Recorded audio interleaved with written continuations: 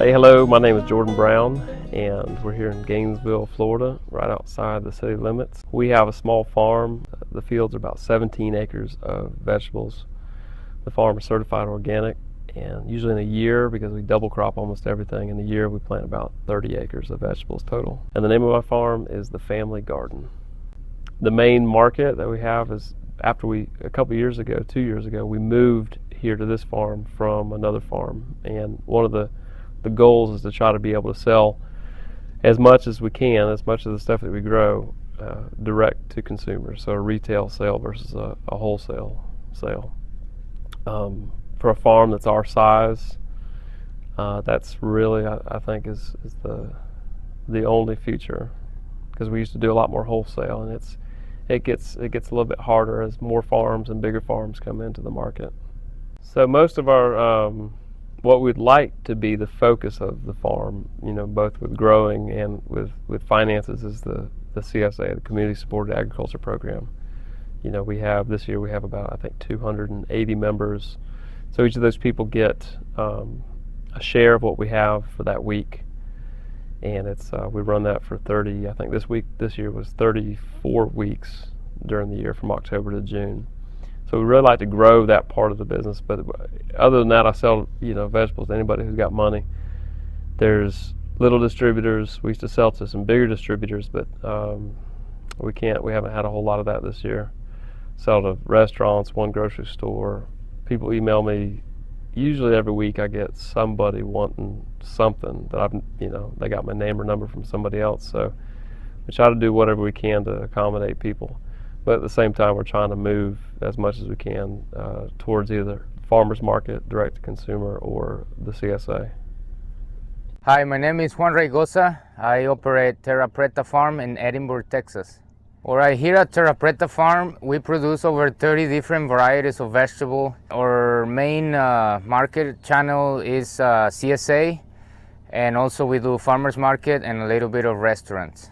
The culture is changing, is getting better, but there is still a lot of room and opportunity for educating the community on consuming more vegetables, fresh vegetables, and to consume organic vegetables as well. So even though it's improving, I think we don't have the markets as compared with other parts in the country. So that's a challenge for us right now.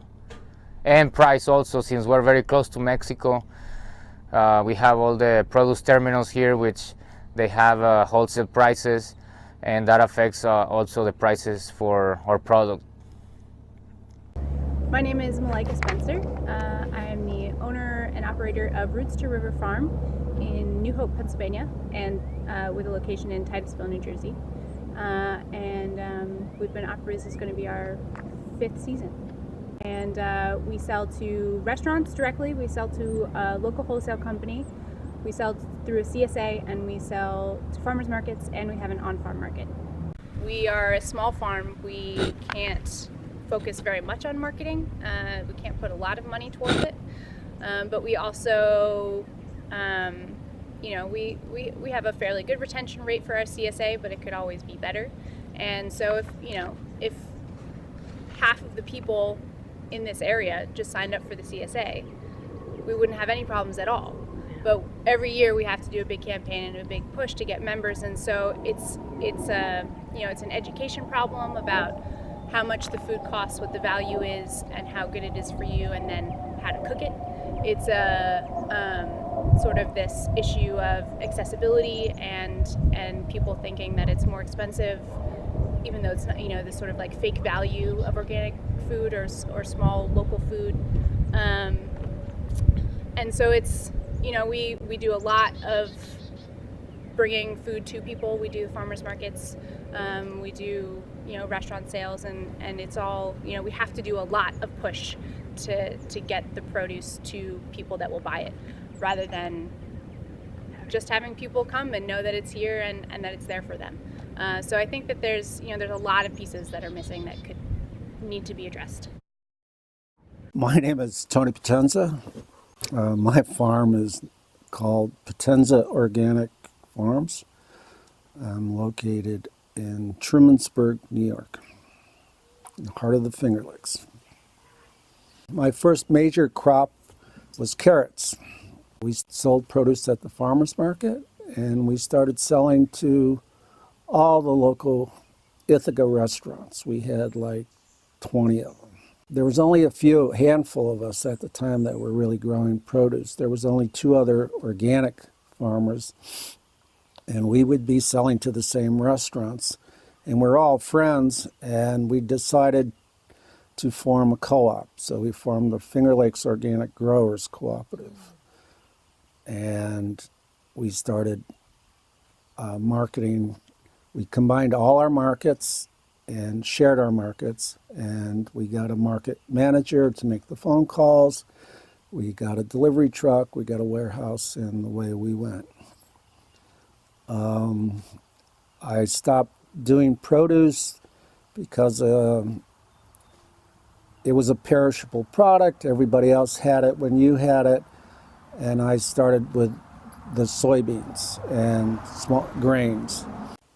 I was the first farmer in New York State to grow Vinton 81s. They were a soybean that was prized by the Japanese. The Japanese found out that I was growing them, and they came out to the farm, and I started selling soybeans to Japan in the 80s. I started selling soybeans to our local Ithaca Soy, and I sell soybeans to Northern Soy Boy in Rochester.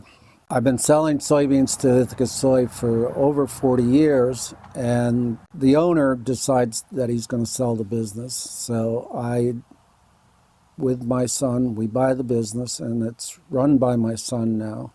So I supply him soybeans, and he makes tofu and tofu kan, which is a marinated cooked tofu product.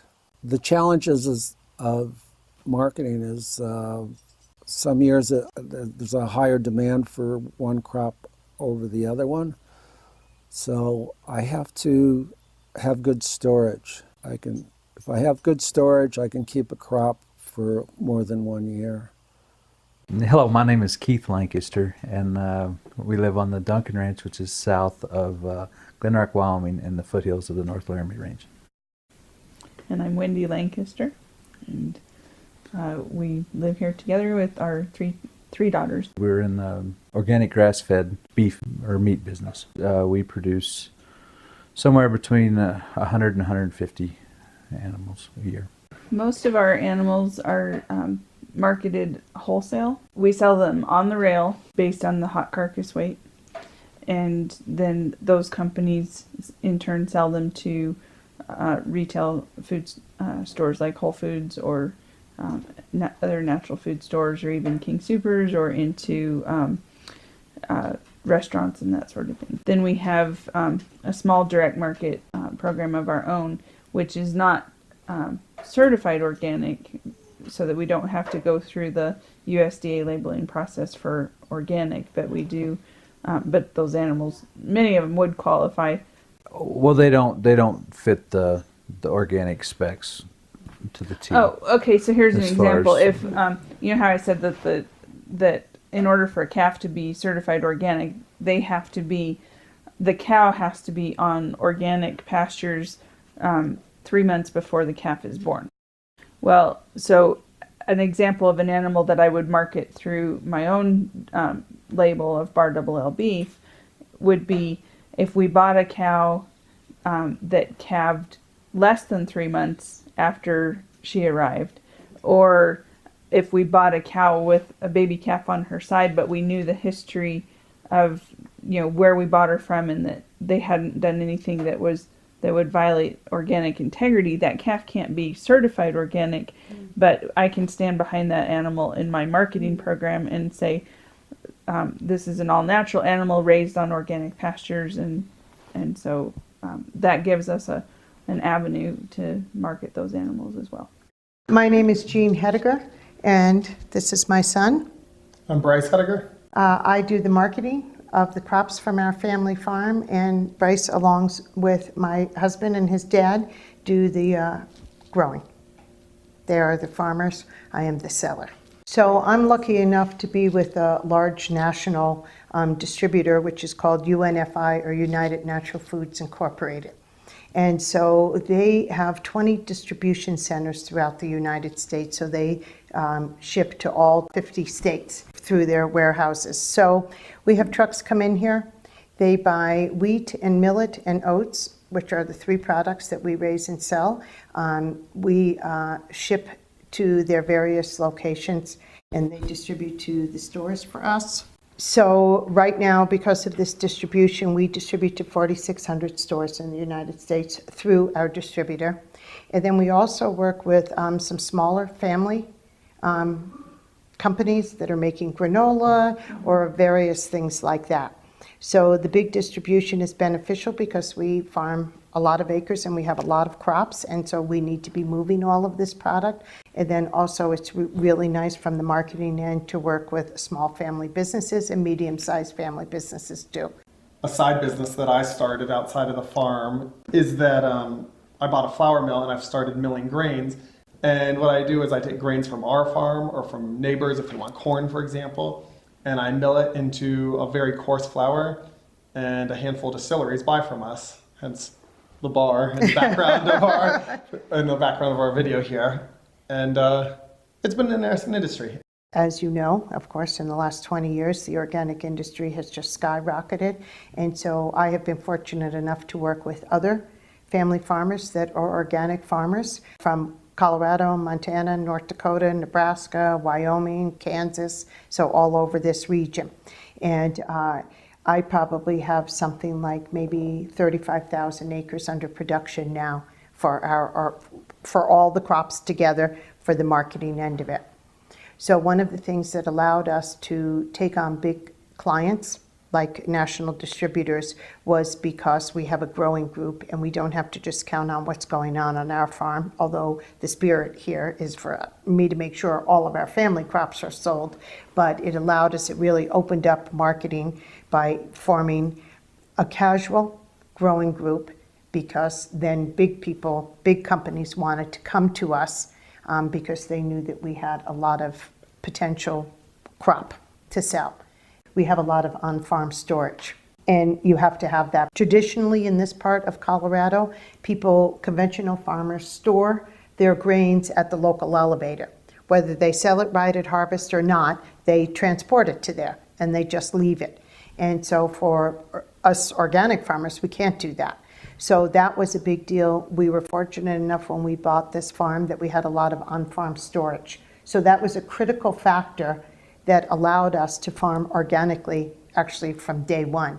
And right now we even let other farmers, if we have the room, depending upon cycles. Bryce has made arrangements with some of the local farmers, and they're able to store their crops here for a short time period until they go on the train, the rail, whatever goes on with that. So that was a big deal that we had this on-farm storage. One of the things that was beneficial as the organic industry was growing, we're in quite a hot area here. Boulder, Denver, even Fort Collins, and not only that, but we have good national access, the interstate, I-80, I-70, I-25, so it was easy for trucks to come in here, large trucks to come and pick up. We weren't 80 miles up hinder on dirt roads, but we had pretty good access, the trucks did, to us, and so they were interested in what we were doing. And they were very excited when I put together the growing group, because they knew that within reason the ability for quantities is somewhat unlimited. I could add people to the group or eliminate whatever was necessary. And so that really worked out well. It was lucky for all of us to have each other.